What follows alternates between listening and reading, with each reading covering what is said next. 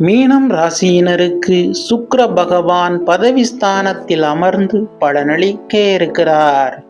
சுக்கிர பகவான் தொழில் மற்றும் உத்தியோகம் சார்ந்து பல இடையூறுகள் சந்தித்து இறுதியில் நன்மை பெறுவீர்கள். தொழில் வேலை சார்ந்து பயணங்கள் அமையும். உத்தியோகத்தில் உயர் பதவி யோகம் பெறுவீர்கள். சிலருக்கு வண்டி வாகன சேர்க்கை உண்டாகும். வெளியூர் வெளிநாடு பயணங்கள் ஏற்படும்.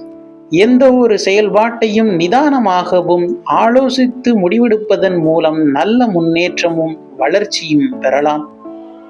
உறவுகள் மத்தியிலும் பொது காரியங்களிலும் தலையிடுவதனால் சில மரியாதை குறைவான நிகழ்வுகள் நடக்க நேரிடும். கவனம் அவசியம்.